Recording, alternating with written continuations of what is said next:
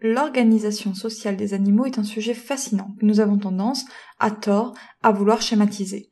Le schéma le plus connu dans notre société est peut-être celui de la hiérarchie de dominance et de subordination linéaire, avec son célèbre alpha, chef suprême au-dessus d'un groupe d'individus obéissants.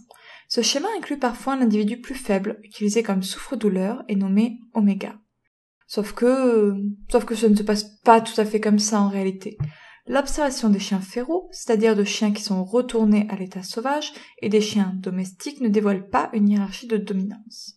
Chez les chiens féraux, ceux qui est observé, ce sont de petits groupes qui ne possèdent pas véritablement d'organisation sociale. Chez les chiens domestiques, l'observation est particulièrement difficile, à cause de la variété de milieux, de la présence de l'humain qui vient modifier un certain nombre de choses, mais également à cause des différences comportementales dues à la sélection. Bref, on n'observe pas toujours les mêmes choses, et à l'heure actuelle, on ne peut pas parler de hiérarchie chez le chien. Et qu'en est-il de l'épineuse question de la hiérarchie entre l'humain et le chien ? Elle n'est tout simplement pas possible, pour des raisons techniques.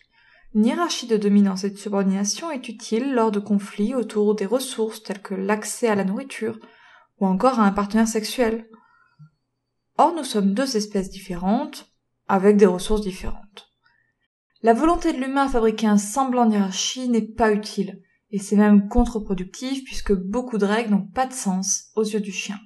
Et un certain nombre d'autres règles viennent abîmer la relation avec l'humain, créant du conflit, là où il n'y en avait pas.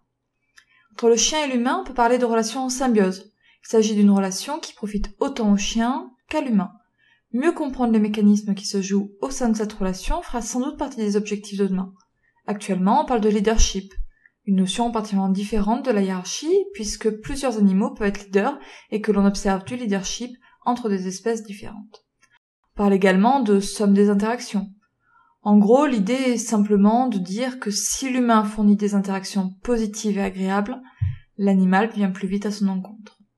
Tout ce qui entoure la hiérarchie est actuellement en train d'évoluer. L'éthologie ne grave pas dans le marbre des vérités.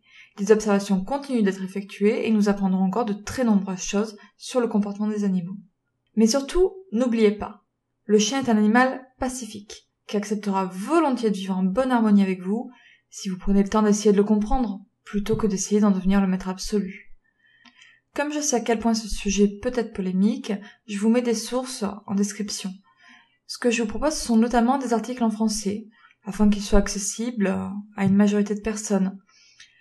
Par contre, les articles en question ont eux-mêmes des sources, en anglais, pour ceux qui ont envie de fouiller un peu plus. Voilà, ce sera tout pour aujourd'hui. À la prochaine!